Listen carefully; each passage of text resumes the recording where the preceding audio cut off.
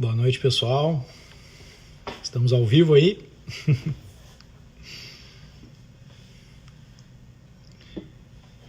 Beleza. Vou esperar uns minutinhos aí. Boa noite, Renato. Tudo certo?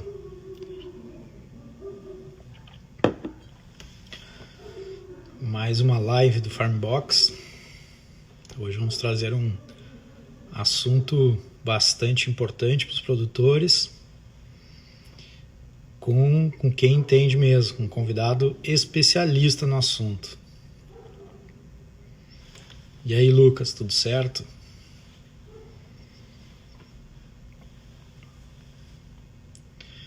Vamos lá, vou esperar mais uns minutinhos aqui, uns segundinhos.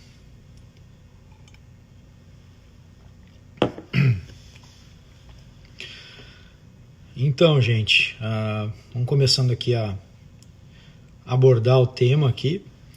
Mais uma live do Farmbox. Hoje, para quem não me conhece, então eu sou o André. Oi, Joaquim, tudo bem? Obrigado. Para quem não me conhece, eu sou o André, sou o diretor aqui da Check Plant e a gente está aqui fazendo um trabalho com o Farmbox, mais uma live para ajudar e trazer conteúdo para quem acompanha o agro, para quem nos acompanha, entender melhor sobre eventuais demandas, eventuais oportunidades de evolução. E hoje a gente vai tratar sobre um tema super importante, não chega a ser tão técnico, tão agronômico assim, mas não deixa de ser extremamente relevante para os produtores, que é a sucessão familiar. A gente já vem falando um pouquinho, de alguma forma um pouco mais tangencial aí sobre o assunto nas últimas lives, por conta de alguns clientes nossos que estão nesse processo de sucessão, estão entrando na gestão da fazenda, e isso torna cada vez mais importante que essa transição, essa evolução seja feita de uma forma profissional. Então eu vou chamar aqui o nosso convidado, que é especialista aqui no negócio, que é o da Safras e Cifras. O pessoal da Safras e Cifras já é nosso amigo, parceiro aí de longa data. E aí, Gustavo, tudo bem? Tudo bem, André? Como é que estás? Tudo bem? Tá. Maravilha. Aí. Show de bola. Super bem. Muito bom, Gustavo. A gente está convidando aqui a Safras e Cifras, que é uma empresa amiga. Somos aqui de Pelotas, né? E não só porque somos de Pelotas, mas porque também já conhecemos o Sandro, agora tu, mais pessoas da Safras e Cifras já há um bom tempo, até mesmo de encontrar na estrada, né? A gente está sempre rodando o Brasil inteiro. E aí surgiu a ideia da gente pegar essa experiência de vocês aí para compartilhar um pouquinho com os nossos clientes, e, enfim, com clientes em comum. E conta um pouquinho, Gustavo, te apresenta para a gente, conta quem é a Safras e Cifras, enfim. Bom, obrigado, André, obrigado às pessoas que estão nos assistindo aí, né? Uhum. É um prazer estar contigo aqui, discutir um tema tão relevante que faz parte da gestão das empresas familiares. Eu sou engenheiro agrônomo de formação, evidentemente que com o passar do tempo acaba se distanciando um pouco da área, mas mantenho ainda a atividade agrícola e pecuária no meu negócio próprio, então essa ligação a gente não interrompe, né? A Safras e Cifras é uma empresa que está aí desde 1990, é parceira de vocês e conhecida há um bom tempo, né? Me lembro de vocês em Luiz Eduardo lá, o Alexandre, enfim, desbravando aquele oeste baiano, sempre com uma mensagem de inovação e de qualidade, de aumentar a rentabilidade dos clientes, que é um princípio que formatou nossa empresa desde a fundação lá, quando o Silotera abriu em 1990, que é o quê? Formas de nós aumentarmos o resultado dos nossos clientes, né? Independente de quais ferramentas nós venhamos a implementar. E a Safras e Cifras, ao longo do seu tempo, ela sempre vem buscando uma forma de incrementar essas ferramentas, de incrementar o potencial que os seus clientes têm, a sua vantagem competitiva E evidentemente que isso passa pela gestão econômica e financeira, gestão da informação, planejamento tributário, governança, sucessão familiar, que é a continuidade, né? Que é enfrentar o incerto. Mas, enfim, estou aqui para a gente bater um papo e trocar ideia, responder perguntas aí para o pessoal que está nos acompanhando. Sim, sim, é bem lembrado também. Eu vou estar aqui tirando as minhas dúvidas com o Gustavo, tá? Porque eu não sou um especialista em, enfim, planejamento sucessório, nem questões tributárias, de fato não sou, mas a gente abre também não só para as minhas dúvidas, mas principalmente para as dúvidas de quem quiser comentar aqui, quiser trazer algum ponto para a gente perguntar para o Gustavo, a gente vai trocando ideia e vai desenvolvendo, tá? Gustavo, como é que acontece no agronegócio esse planejamento sucessório? De forma geral, assim, só para a gente começar a entender sobre o assunto um pouquinho mais de detalhe. Deixa eu antes te perguntar como é que está indo o meu som, porque agora alguém me disse que estaria sendo cortado, enfim, como é que tá? Tá legal? Tá chegando bem para ti aí? Para mim tá sempre tranquilo. Perfeito. Se alguém te comentar alguma coisa aí, para mim também está bem o tranquilo. Vídeo tá rápido, para mim tá bem tranquilo. Ok, tá bom. Eu acho que nós temos que fazer um contexto um pouco maior, assim, não só de como está se tratando hoje o tema, né? Sucessão familiar é um assunto permanente na atividade rural e em outras atividades também, evidentemente, em outros setores, né? Mas ela, de um tempo para cá, de 8, 9, 10 anos para cá, ela está muito mais em vista, todo mundo se preocupa muito mais com isso, e eu te diria que principalmente por uma coisa muito simples, as pessoas são muito mais longevas. Então até o próprio conceito de tratamento do que é a sucessão familiar, ele mudou bastante nos últimos anos, porque antigamente se enxergava a sucessão familiar como única e exclusivamente a transferência de patrimônio a outras gerações, ou seja, era como eu iria transferir o patrimônio, como que eu passava para 1, para 2, para 3 filhos, enfim. E com o passar do tempo, e as pessoas são muito mais longevas, o que nós passamos a enfrentar, ou melhor, com que nos deparamos? Com uma sucessão que, na verdade, é a continuidade do negócio com a confluência de várias gerações. E nós vamos ter, tem estudos mostrando na Espanha, na Inglaterra, que nós vamos ter até 3 gerações trabalhando na mesma empresa. Então isso muda completamente o contexto de nós pensarmos em sucessão familiar. A sucessão familiar hoje não é um processo que tu aperta uma chave e diz assim, fiz a sucessão familiar. Ele realmente é um processo. Então ele tem que ser encarado desta forma. Como que eu vou dar continuidade às empresas familiares? Como que eu faço com que essas gerações tão diferentes engajem, contribuam entre si e construam? Na atividade rural, a gente vê assim, isso é um perfil do produtor, né? Vocês que trabalham também, nós somos da mesma área. O produtor ele é muito inovador, ele é muito corajoso, ele desbrava, ele colonizou esse Brasil inteiro, ele luta contra adversidades, sejam elas climáticas, de não ter segurança de crédito, não ter segurança de produção, e ele quer sim dar continuidade a isto. E ele, ao ser provocado e se deparando com essa situação, ele começa a buscar um movimento de realmente tratar a sucessão familiar. Isso vocês todos que nos acompanham, e tu, né, André, isso hoje todas as empresas familiares têm na sua mesa, fora a produção, a tecnologia, a questão de comércio, tem uma pauta ali, continuidade. Como que eu vou ingressar as novas gerações, como que eu coloco filhos que querem trabalhar, como que eu integro filhos que não querem trabalhar, mas são meus filhos e são herdeiros, enfim. Então, ele está sendo tratado de uma forma muito mais ampla e com muito mais assertividade. Hoje o produtor ele se apropria de informação, ele vai atrás de informação e ele começa a questionar e buscar alternativas pensando nessa sucessão familiar. Muito bom, muito bem explicado. E dentre esse processo todo, assim, qual é o maior desafio para fazer o planejamento, para, digamos assim, o que mais impacta, assim, o que mais pega de problema? Hoje o maior impacto, o maior problema não é um só, mas assim, o maior desafio, digamos assim, é a questão das gerações.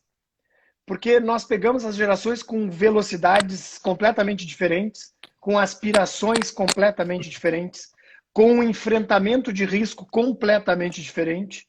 Então, o maior desafio é como que eu coloco tudo isto no mesmo barco, como que eu coloco isto, sempre lembrando a quem está nos acompanhando, né, que ao pensar em sucessão familiar, em processo sucessório, nós temos aquelas 3 esferas, né, John Davis, família, negócio e patrimônio. Então, como é que eu integro tudo isso com pessoas que têm pensamento diferente sobre patrimônio, sobre velocidade do negócio, inovação, tecnologia, enfim. Então, este é o maior desafio. Mas aonde que as pessoas e as famílias têm encontrado contornar isso aí? Muita comunicação, estabelecer regras, fazer com que haja realmente uma determinação de papéis, de colocar estágios, objetivos, metas, enfim, trazer isso para a mesa. E realmente tem trazido muito bons frutos. Agora, o maior desafio, na minha avaliação, tem sido esse. Como tu coloca essas gerações todas num processo que tem que dar continuidade, né? Como é que eu faço para integrar esses filhos? E tu deve enfrentar isso todos os dias aí com tecnologia, né? A gente pega só uma superfície desse processo, que é conversar com o dono da fazenda, o produtor que já está há mais tempo, que criou, que fundou, que muitas vezes ele está buscando inovação por si só, e às vezes é o filho que está trazendo isso para convencer o pai, às vezes é os dois juntos. A gente pega sempre o cenário por conta do produtor ter uma característica de inovação e de uma mente aberta, de forma geral é assim. Sempre a gente pega, como uma empresa de tecnologia, a gente sempre pega bons cenários, assim. Claro. Dificilmente é coisa negativa, assim, que só o filho quer e o produtor não.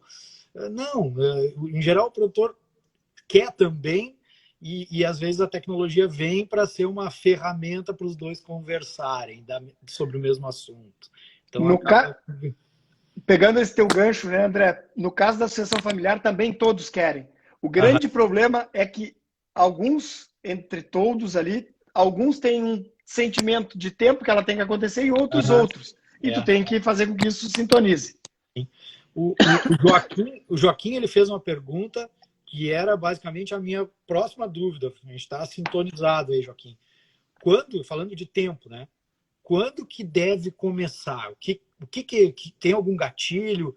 Tem alguma coisa que deixe claro? Assim, qual é o momento que o produtor deve... Não, vamos parar, vamos sentar para organizar, para pensar. Como é que acontece?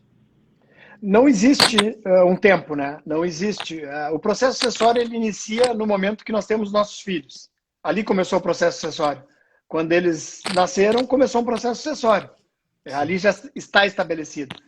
Agora, o tempo, todas as pessoas têm tempos diferentes. Imagina as pessoas com tempos diferentes, as empresas com tempos diferentes, porque se nós pegamos o ciclo da empresa e pegamos o ciclo de vida das pessoas, eles mais ou menos são iguais. E nas empresas familiares isso se repete. Não existe um tempo certo. A única coisa que nós podemos dizer é que sempre deve se fazer em momentos bons. Em momentos que não estão estabelecidos os conflitos, evidentemente, quando tiver conflito vai se fazer igual, mas o melhor seria fazer enquanto ainda não estão os conflitos estabelecidos. Mais preventivo, tem um clima bom, né? Um clima bom, quando o negócio financeiramente e economicamente está bem, também é importante, porque num momento de crise ninguém consegue pensar em planejamento sucessório, porque planejamento sucessório é futuro. Se eu estou em crise, meu negócio está indo mal pra caramba, eu não sei se eu vou chegar no futuro. Então, eu não tenho cabeça para pensar na sucessão. Então, não existe um tempo certo. Existe o nosso tempo. E, evidentemente, que se ele for junto com estar bem financeiramente, estar numa situação de que há um bom diálogo, de que as pessoas têm um entendimento legal, é o melhor momento. Mas não existe uma receita de bolo, né? Não existe um momento adequado. Entendi. E vamos lá.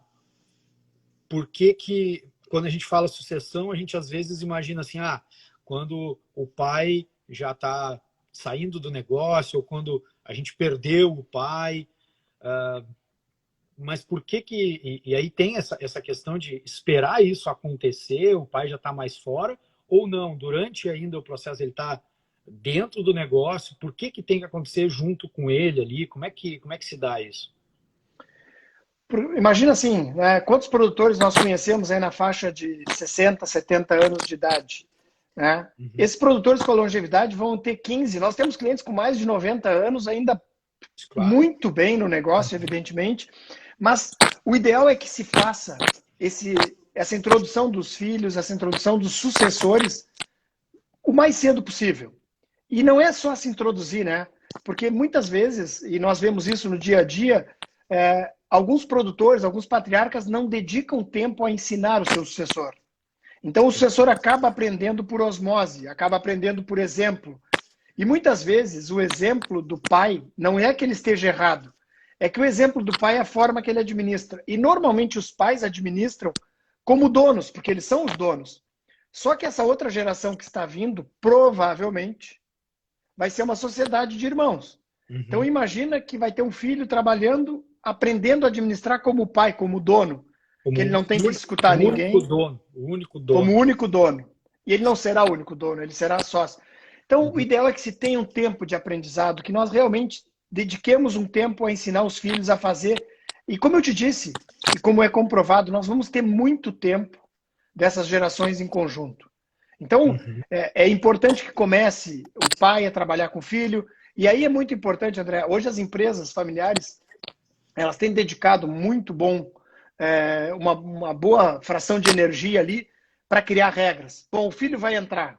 E quantos exemplos a gente vê o filho sair da faculdade e não vai trabalhar com o pai e não tem salário definido? Ele vai lá, fica trabalhando, vai recebendo dinheiro, usa o carro da fazenda, enfim. E hoje em dia não. Hoje em dia as empresas estão preocupadas com o seguinte, vem trabalhar. E aí até uma questão importante dessa geração mais questionadora, ela pergunta, tudo bem, vou trabalhar. Quanto é que eu vou ganhar? Onde é que eu vou chegar?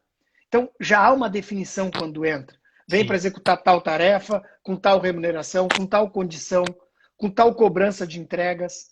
Então, o que nós estamos formando? Um gestor. Nós estamos formando alguém que realmente está se preparando para fazer a gestão do negócio.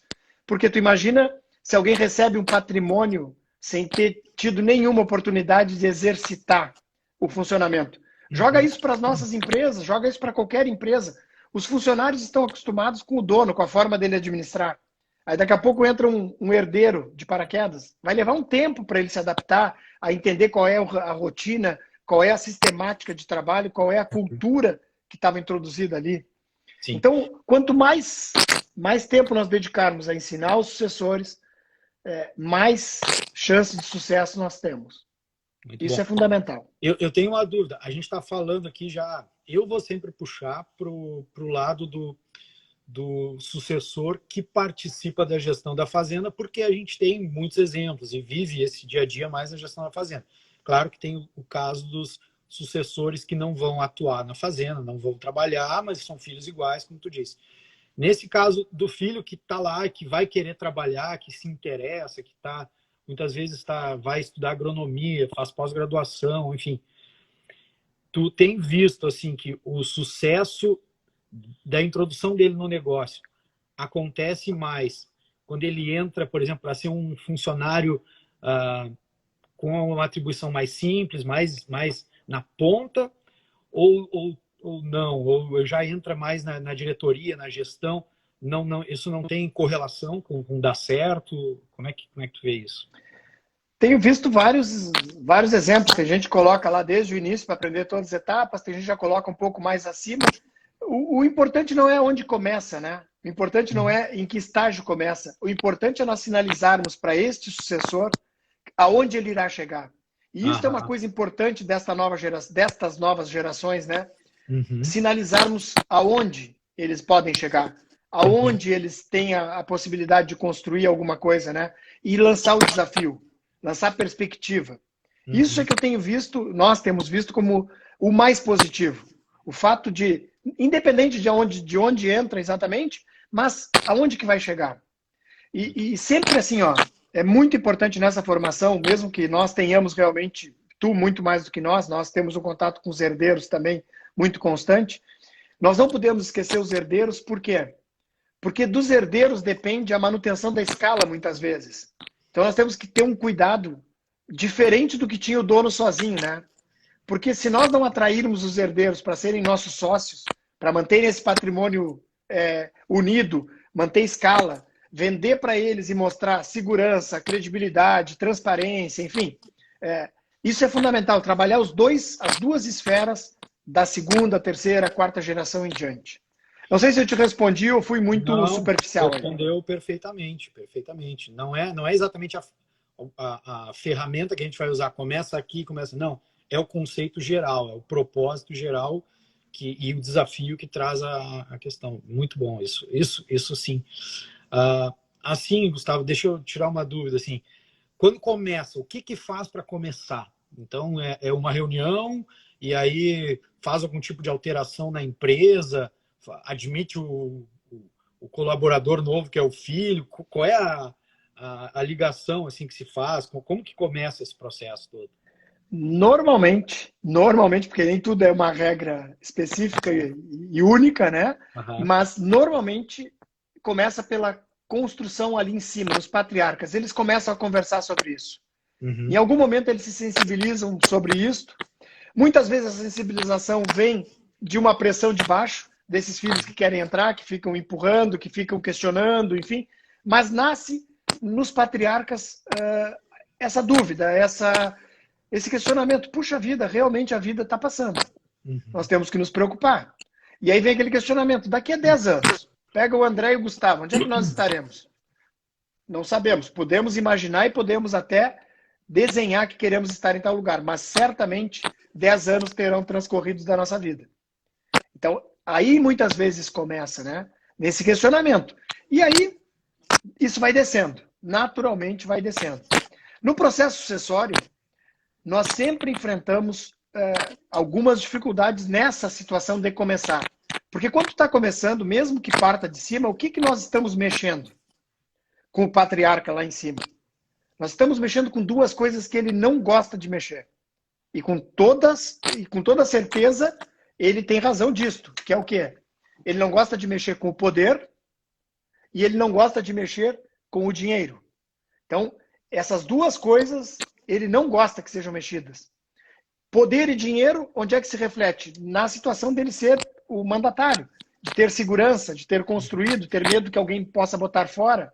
Então, este é um problema de ter cuidado em não mexermos com esse poder e esse dinheiro. Temos que criar formas de manter a segurança, tanto financeira como de mando lá no patriarca. Isso vai nos dar uma situação de desenvolvimento do planejamento sucessório mais tranquila, mais harmoniosa.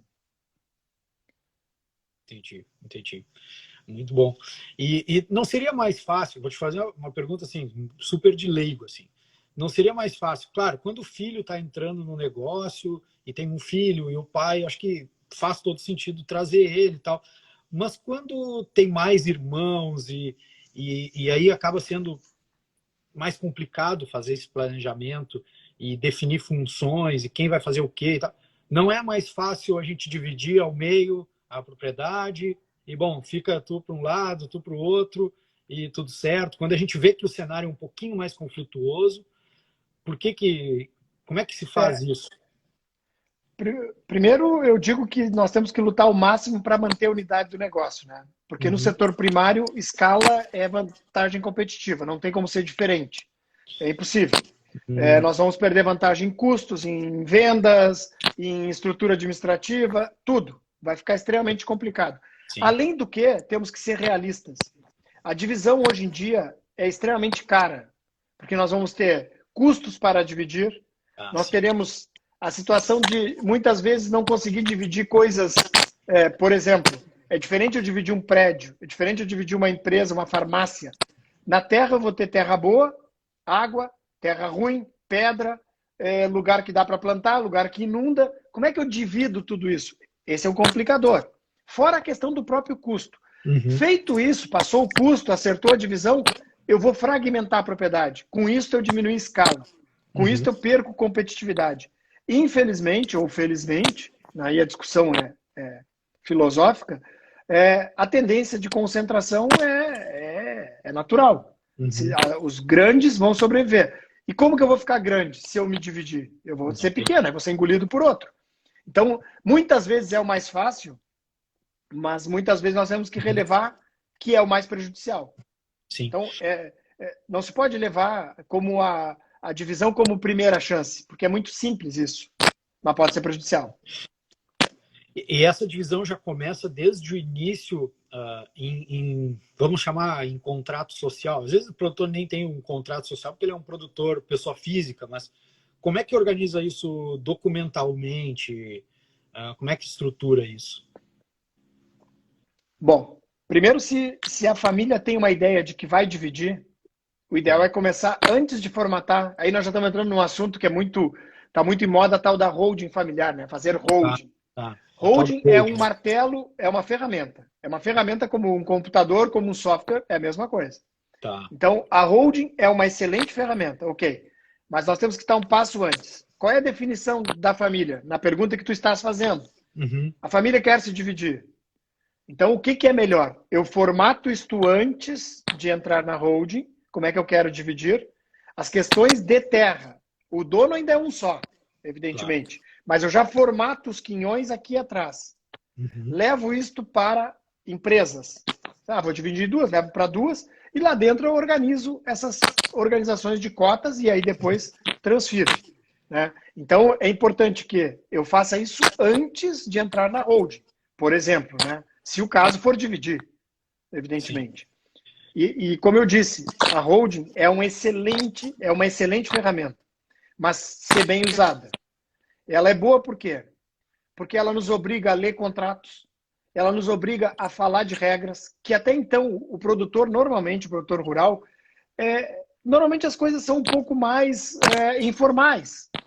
Quando ele formata uma holding, qual é a grande descoberta que ele faz? É que obrigatoriamente nós temos que discutir quem administra, se alguém morrer, o que, que nós vamos fazer, se alguém quiser vender, o que, que nós vamos fazer, vai ter que escrever tudo isso. Com isto, nós acabamos exercitando o que faremos, o que queremos fazer. Né? Uhum. Então, este ponto, a ferramenta funciona muito bem. Mas Uhum. veja bem, né, André, e quem nos escuta aqui, não é a solução. Ela é uma ferramenta Sim. para a solução de um objetivo que nós traçamos lá atrás.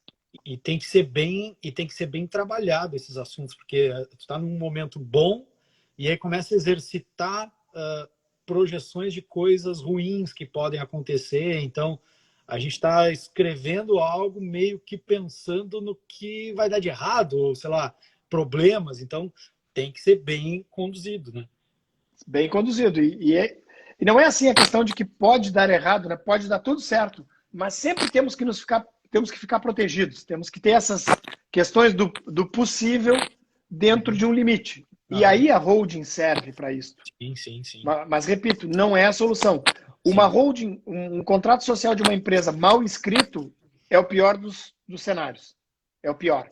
Porque sim. daí vai ter que cumprir o que tiver escrito. Está mal escrito, vai cumprir mal escrito. Pensou torto, vai dar problema, não adianta. Vai Entendi. ser torto. Eu entendi Exatamente. assim, a holding é uma ferramenta, mas tem outras ferramentas que se usam para que todo esse processo aconteça e se mantenha o negócio protegido, organizado. Que tipo de ferramenta se usa nesse processo? Para proteção familiar, proteção do patrimônio, a holding hoje é o melhor instrumento. Para Tá. proteção do negócio, do funcionamento, Isso. são práticas de governança. Práticas de governança. Uhum, E nós introduzimos em várias empresas rurais práticas de governança. O uhum, que são essas práticas de governança? Descrever atividades, aquilo que nós estávamos falando há pouco, de filhos que tu vai colocar lá para trabalhar. Como é que tu vai colocar SLT? Ah, não, é Prolabore. Ele vai entrar com tal função. Como é que é o ritmo de férias? Como é que é o uso do carro, do celular? Regras escritas, determinadas. Tudo isso com uhum. aonde que tu coloca isso? Tudo isso em órgãos de governança, pode ser um comitê, pode ser um fórum, pode se construir um protocolo familiar, mas a proteção do negócio se dá pela clareza das relações. Evidentemente que vai ter contrato de parceria para responder ao fisco e a alguma questão civil, enfim, mas a governança, a instrumentalização de processos de governança, de ter pelo menos uma prestação de contas anual. Quem é que muitas vezes não faz isso? Administra o patrimônio da família. Quantos casos a gente conhece na nossa região aqui, nesse Brasil afora? Um irmão que fica administrando o negócio do pai 15 anos, 20 anos. E aí ele, evidentemente, como o pai ou a mãe eram vivos, fazia tudo com uma caneta virtual que dizia assim, pode fazer. E ele se sentia, podia fazer. E o dia que o pai e a mãe falecem, vem lá os irmãos pedir uma prestação de contas. E muitas vezes, e na maioria das vezes, não é por mal. É porque eles nunca foram informados. E outra, e quem não é informado de como está a atividade rural, acha que nós nadamos em dinheiro. Acha que é só maravilha, que ninguém deve nada, que nunca quebra uma safra, que nós não temos problema de aplicação de produto errado, de dosagem errada. Não, que tudo é uma maravilha. E só se ganha dinheiro. Se nós não informamos, essa é a imagem que se constrói. Aí vem lá alguém e te cobra tudo isso. E aí bate na porta de quem não tinha nada disso organizado. Não tinha um livro caixa, não tinha um diário, não tinha nada. Então, esta instrumentalização é fundamental e vital para a sobrevivência das famílias.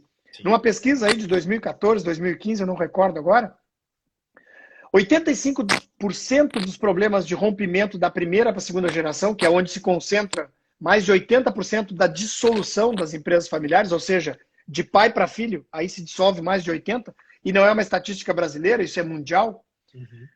85% dos problemas eram 25 pontos percentuais má preparação dos administradores, ou seja, eram colocados lá porque eram filhos, ou netos, ou sobrinhos, mas 60% era problema de comunicação. As pessoas não se comunicavam. Então, eu te dizia uma coisa, eu nunca te disse. Então, como é que tu ia saber como é que estava? Como é que tu ia saber quanto dava ou quanto não dava? Então, comunicação se resolve com instrumentalização, com governança. Isso protege o negócio. Essas regras e essas práticas de governança, de certa forma, acabam ajudando os herdeiros a se desenvolverem. Porque, imagina, ele não está acostumado, mas aí ele entra numa empresa que está se organizando e ele faz parte dessa organização. Isso reflete para eles, acaba se desenvolvendo. Como é que funciona isso? Eles se desenvolvem muito, porque no momento que a gente cria esses órgãos de governança aí, o que se criou? Fóruns de discussão e fóruns de apresentação de resultados, de comunicação, de como está a empresa. Primeiro que o herdeiro se sente engajado, ele se sente parte daquilo. E isso começa no princípio de separar patrimônio de negócio. Nós criamos com isso a possibilidade de tu ter pessoas que se desenvolvam simplesmente como sócios. Alguém escolheu a carreira de médico, alguém escolheu a carreira de, sei lá, de professor, de astronauta, não importa. Mas ele continua sendo sócio do meu patrimônio. E ele tem toda a comunicação com o patrimônio, ele tem toda a gerência do patrimônio. Isso faz com que ele se desenvolva no sentido de quê? De aprender a ter cobrança sobre o seu patrimônio, de poder instruir um representante para cobrar do seu gestor, Sim. Enfim, de poder avaliar investimentos, de poder avaliar risco. É um ativo, né? É um ativo para ele tem claro. Sim. E por outro lado, ele começa a enxergar que este ativo, terra, está muito bem gerenciado, deixa dividendos e é um ativo super seguro. Terra é super seguro. Eu estava na Espanha fazendo um curso e ao final do curso, todos os dias eles traziam alguém de referência para falar sobre sucessão familiar. E um dos dias trouxeram Borja Ventos, que é um dos donos daquelas bodegas Cordonil. A empresa tem quase 500 anos, tem mais de 200 sócios de sangue, 200, não são 20, são 200. Está na 18ª geração, uma coisa assim, eu não recordo, porque isso foi em 2015. Mas depois de toda a palestra mostrando como a empresa evoluiu nesses quase 500 anos, 400 e muitos anos, ele termina dizendo o que manteve 200 sócios de sangue juntos em prol da empresa. Ele dizia duas coisas só. Uma, dinheiro, sempre distribuiu dividendos, independente do que acontecesse, sempre pingou dividendos. E segundo, comunicação permanente. Então, veja, com comunicação e dividendos, nós estamos trazendo os herdeiros para se manter sempre sócios, dando segurança, credibilidade, transparência, enfim. Sim. Isso é fundamental. Ele consegue ver o que está acontecendo e ainda consegue usufruir com um benefício financeiro direto que prova que aquilo que está ali realmente está vindo para ele e tal, mesmo ele não entendendo do negócio e tal. Exatamente. E por outro lado, né, André, e quem nos ouve, Por outro lado, aqui no negócio, na minha mão esquerda, o negócio em si, aqueles que ficaram aqui, que vão dedicar sua energia, também tem que ter um tratamento diferenciado. Também nós temos que mostrar para ele a perspectiva seguinte: tu tem mais 4 irmãos, mas o teu desenvolvimento aqui, ele também tem que ser diferenciado. Nós temos que dar essa perspectiva. E aí vai uma dica para todos que nos ouvem e para todos aqueles que a gente encontrar. Um dos pontos mais importantes do sucesso de uma empresa ter continuidade a partir da segunda, terceira geração, ou seja, dos filhos, dos primos, é manter a unidade, preservando as individualidades. Nós não podemos, em hipótese alguma, querer que todos fiquem abraçados aqui ao limite crescimento daqueles que são empreendedores e queira que os que são mais seguros, mais tranquilos, sigam atrás dos empreendedores. Essas diferenças são fundamentais para dar segurança no negócio. Muito bom. E esse é um trabalho de governança. Eu entendi que esse exemplo que tu trouxe de uma empresa extremamente longeva, 500 anos, é um dos benefícios de ter um processo de sucessão organizado. Mas que outros tipos de benefícios mais, assim, olhando para um produtor aqui do Brasil, que a gente está mais acostumado aqui, que tem 1, 2 gerações, que tipo de benefício eles conseguem ter já trabalhando num modelo de sucessão organizado? Ganhar vantagem competitiva, né? Vamos fazer um paralelo, e as pessoas que estão nos ouvindo podem fazer a paralela, nos vendo, né? E ouvindo, fazer um paralelo com o exercício que nós vamos fazer aqui. Pega uma empresa familiar de qualquer ramo e pega uma empresa não familiar de qualquer ramo. E vamos fazer uma análise SWOT dessa empresa, dessas duas empresas no mesmo ramo de atuação, no mesmo setor, na mesma região, enfim, mesmo tamanho e tudo. Se nós fizermos os pontos fortes e pontos fracos das duas empresas, e nós formos para aquele ativo mais importante de qualquer empresa, que são as pessoas, e medirmos esses pontos fortes e fracos de uma empresa familiar e de uma empresa não familiar, vamos avaliar só pequenas coisas. Sacrifício, pensamento de longo prazo, visão sistêmica, comprometimento a toda a prova. Enfim, todos os aspectos de não medir o que fazer, de dedicação, de pensamento a longo prazo, de confiança mútua, tu tens aqui nessa empresa familiar.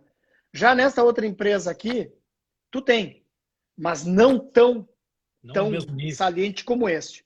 Então, tu imagina pegar os teus filhos, os teus netos e botar tudo na mesma empresa e botar uma banana na frente, uma cenoura na frente e esses vão se matar correndo. Porque aquilo ali é deles. Aquela visão de longo prazo é deles. Aquela visão de construir o todo é deles. E entre família tem uma coisa fundamental que nós, nas nossas empresas não familiares, buscamos permanentemente. A comunicação fluida e natural e a confiança mútua.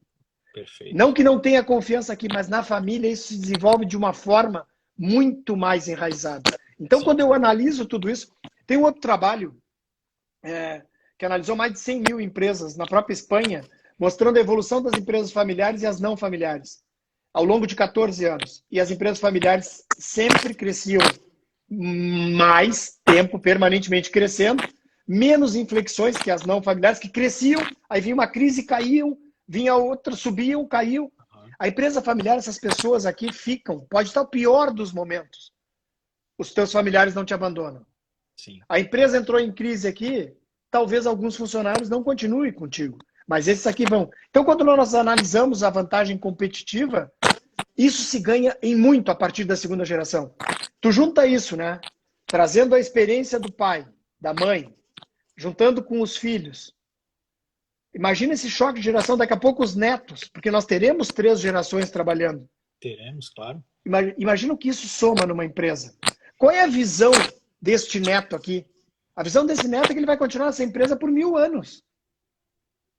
A empresa é dele. É uma energia muito mais poderosa, vamos dizer assim, e que precisa apenas ser canalizada, direcionada do jeito certo para que ela, de fato, exerça o potencial que tem, que é maior do que uma empresa que não é familiar, certamente.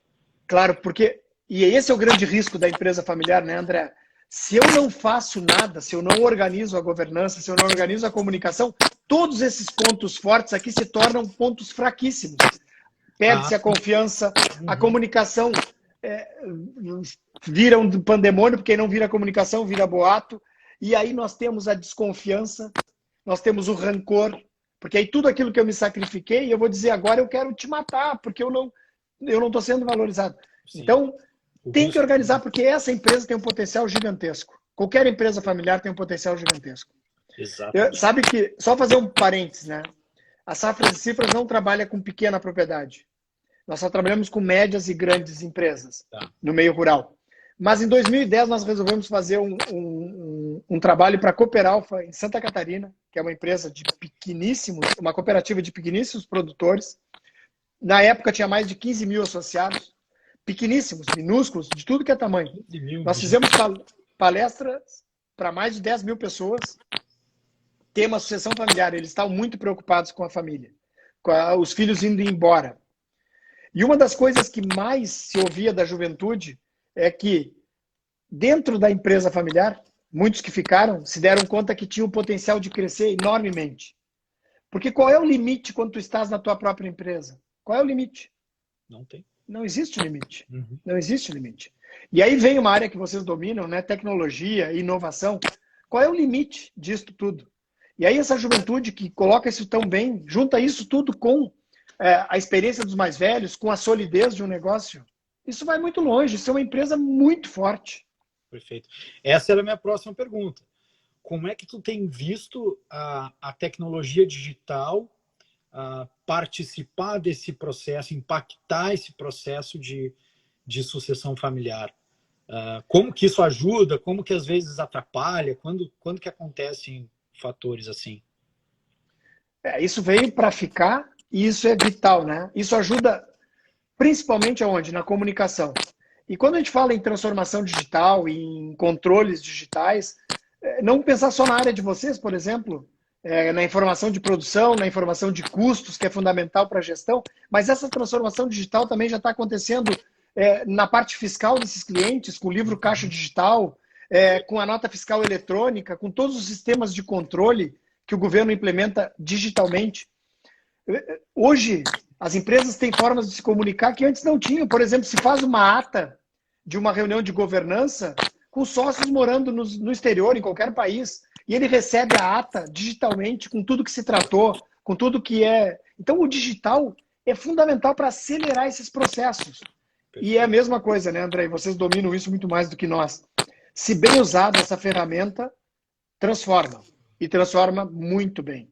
Então, essa questão digital veio para ficar, já está, e a aceleração vai ser gigantesca. E esse Covid, né, essa coisa horrível que nós estamos vivendo, nos colocou numa situação que as pessoas tiveram que experimentar. Não tem saída, né? Não tem saída. E gostaram. E entenderam que com isso elas estão perdendo menos tempo para viajar, atendendo melhor, sendo atendidas de melhor forma, e estão em casa ou estão nos seus negócios. Perfeito. Então, é uma forma de estar muito próximo, estando distante. Eu não tenho dúvida, a digitalização veio para ficar. E aí a juventude vai ser fundamental, né? Porque nós, os mais velhos, temos dificuldade com isso, com lidar com essa tecnologia toda. Sim. É uma quebra de paradigmas. E aí vai aquilo que eu falei no início da nossa live lá, né, André? E que todos devem ter escutado, mas eu tenho isso muito claro na minha cabeça, assim, no dia a dia do meu trabalho. O maior desafio da sucessão familiar é nós englobarmos várias gerações. Esse é o maior desafio. Sim. E as empresas que realmente transformarem isso em vantagem competitiva sairão vencedoras lá na frente. É uma vantagem, não tem jeito. Sem dúvida, sem dúvida. A gente vê muito dos cenários que a gente entra em contato, assim, a tecnologia como uma ferramenta do sucessor, do herdeiro, provar valor para o pai, levando uma decisão mais bem embasada, organizando melhor informações para o próprio pai que está no negócio, que muitas vezes não tem essa clareza, porque está tudo na cabeça dele, e a cabeça do pai tem, de fato, todas as informações. Todas. Sabe tudo, tá? Todas. Só que a tecnologia muitas vezes permite tornar mais visível ainda, mais claro, e alinha conceitos. E aí claro, aí é sempre aquele exercício da relação pai e filho, de confiança e aprendizado que fica, né? Como é que para ti, tu tem visto assim, os produtores lidarem com esse medo de soltar a autonomia para o filho e ele eventualmente tomar uma decisão técnica errada? Como é que ele lida com isso? Ele solta, ele acompanha, ele deixa e reserva uma margem para erro? Como é que isso preocupa os proprietários, assim, os patriarcas? Complexa essa tua pergunta, né? Para responder de uma forma simplista, mas assim, os pais, desde o momento que estão abertos ao processo sucessório, que eles introduzem os filhos, eles querem dar autonomia.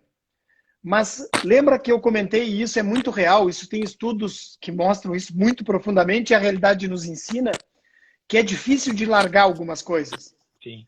Mas eles largam ao seu tempo. E aí é muito importante todo o processo de clareza de regras para comprovar a eficiência. Ou seja, o que eu quero dizer com isso? Muitas vezes a autonomia não é medida. Muitas vezes o resultado não é medido. E aí fica um embate de quem grita mais alto, de quem realmente tem o poder, e aí vai ter o poder o pai. Eles não têm medo, eles têm receio. E os pais têm mais receio não é pelo erro do filho, é que eles apostam tanto nos filhos que eles se frustram mais que os filhos se os filhos errarem. Então é muito complexo isso, é extremamente complexo. Mas o que acontece? Naturalmente o espaço se conquista, né? O espaço não é dado, o espaço se conquista. E esta autonomia, os pais vão largando aos poucos, os pais têm muita sabedoria, né? Criaram os filhos. Eles vão soltando, evidentemente, vão soltando. Claro, com duas coisas principais para soltar: eficiência e nunca abandonar a segurança dos pais. No momento que a gente mexer com a segurança dos pais, é como tu dissesse, o filho fez um erro técnico. Eu vou te confessar, eu nunca vi um pai condenar um filho por um erro técnico. Nunca vi. Ou por uma compra mal feita, vir jogar na mesa, assim. Nunca vi. Olha que eu já participei de reuniões da minha vida, hein? Nunca vi. Claro que existe uma cobrança, e evidentemente essa cobrança é permanente, ela é necessária, mas nunca a ponto de ser destrutiva, de ser impeditiva do crescimento, entende? Agora, repito, se nós temos formas de gerenciar isso, formas de mostrar que está dando certo, que está dando errado, e de quantificar resultados, isso é muito importante. Quer ver uma coisa? Tu mesmo disseste, os filhos entram pela tecnologia, muitos filhos entram, por dominar a tecnologia mais rápido. Normalmente muitas vezes são eles que trazem também, algumas são os pais, mas muitas vezes são eles se empoderam disso, desculpa. Por exemplo, na contabilidade, muitas filhas e filhos têm entrado nas empresas pela área administrativa e estão dominando a contabilidade, porque a contabilidade está avançando também numa velocidade digital muito grande, que não adianta mais contratar o contador da esquina que não se atualizou, que não sabe fazer um livro caixa digital, que não lida com as informações a tempo, que está sempre remediando. Então o filho entra por essa lacuna, que é estratégica, e que conquista o pai. Aonde que às vezes dá um conflito? Porque o contador, e eu não estou culpando nenhum contador, né? Qualquer prestador de serviço é assim, tem uma relação de confiança e o filho entra para abalar isso. Mas ele conquista com confiança digital, com segurança, com informação. Tem sido uma porta de entrada aí, como vocês devem ter percebido, e tu mesmo relatasse aqui, na área de vocês, na tecnologia lá de produção, enfim, né? De custos. No nosso caso a gente vê muito mais porque a gente entra em contato com os gestores agronômicos, né? Mas entra pela questão administrativo-financeira, contábil, mas também muito pelo agronômico. Eu percebo, pelo menos assim, depois eu vou te pedir uma dica que tu daria para um sucessor e uma dica que tu daria para um pai, uma coisa mais final, assim, tá? Mas eu percebo que o que faz a gente ver assim, olha, o que está dando certo é quando o filho acaba tendo mais calma para aprender, para seguir os passos do pai, para aprender a lidar com o pai, porque o pai ele é o cara que tem tudo na cabeça e o filho precisa se adaptar. Ele precisa aprender a seguir. ter a calma, a sabedoria, desenvolver essa sabedoria como jovem para seguir. E eu vejo muito, assim, muitos dos nossos clientes, eu fico muito impressionado, às vezes, rapaz, eu tenho 40 anos, tá? Eu converso com rapazes de 28, 26, que, assim, tu não acredita o quanto esses caras já se desenvolveram e o quanto eles têm de sabedoria. E esse é um cenário que eu vejo de sucesso, assim, quando o filho se acalma e estuda, se dedica, e aí, obviamente, o pai, me parece, a minha percepção de leigo, tá? Que quando o pai vê esse interesse, vê essa dedicação do filho, meio que a coisa fica resolvida, assim. É isso aí, é isso aí. Tu resumisse o que é o caminho. Em realidade, tem o caminho e faltou uma via no que tu disseste. O pai também tem que aprender a lidar com o filho, ele também tem que adaptar-se. Isso é importante, é uma via de duas mãos, é muito importante isso. Há que haver a cedência de ambas as partes. Isso é fundamental, esse equilíbrio é fundamental. Evidentemente que o filho consegue adentrar quando o pai abre espaço, isso é natural. Mas tu matastes a charada, é isso aí. Um desacelerar e o outro botar um pouquinho de combustível. Gustavo, eu tenho umas dúvidas aqui, tá? Tem algum tempo, aqui do Renato, tem algum tempo para esse processo de sucessão? Eu acho que até tu já respondeu que é um processo meio contínuo, mas tem assim, demora um ano para as coisas ficarem mais ou menos organizadas. Como é que é isso? Um processo de organização para a sucessão não pode durar mais do que 6 meses. Não pode. Não demora mais que 6 meses para organizar. Para já perceber um resultado, perceber as coisas mais claras. Estruturar. Não ver resultados ainda, porque 6 meses para estruturar. Vamos supor que a gente parta para formatar a empresa jurídica, uma governança estabelecida. A parte jurídica, a parte estrutural de patrimônio leva uns 6 meses. E a parte de governança tu começa a desenhar nesses 6 meses e vai levando até um ano. Via de regra. Mas a estruturação leva 6 meses. O grande desafio é o que? É como aprender a andar de bicicleta. Tu aprende, mas tem que praticar, tem que exercitar. Porque, veja bem, o processo sucessório que o Renato está nos perguntando aí, né, Renato? Ele é um processo realmente. Eu estruturo em 6 meses, mas eu tenho que me reeducar a trabalhar de uma forma diferente, porque provavelmente eu tinha 40 anos, 30 anos, 25 anos de história de trabalho de uma forma. E eu tô fazendo um escopo diferente, que agora ela vai ter um outro rumo, vai ter uma curvinha para cá, e eu vou andar nesse caminho. Então eu tenho que me reeducar, porque a todo momento, o que é natural do ser humano, de todos nós? A todo momento de dificuldade nesse novo caminho, volto para aquele. Sim. Dificultou aqui, volto para aquele. Então, neste sentido, é que é um processo, porque é um processo de reeducação. Pegando o gancho que tu dissesse, é o processo de reeducação do filho entender melhor o pai, do pai entender melhor o filho, dos irmãos entenderem melhor o contexto da sociedade. É um processo de reeducação.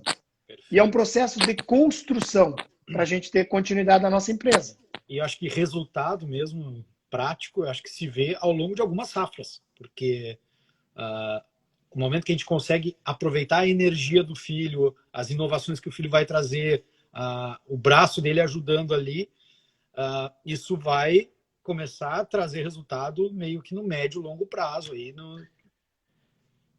Eu te ajudo assim, realmente no resultado econômico, de diferença, tu vai notar um pouquinho mais a médio prazo. Mas tem uma coisa que tu nota imediatamente logo após a implementação de tudo isso. Começa a haver uma fluidez e uma leveza nas relações da família com o negócio. É impressionante. Muda o clima. Muda completamente a forma de falar, muda completamente a forma de abordar, a forma de cobrar.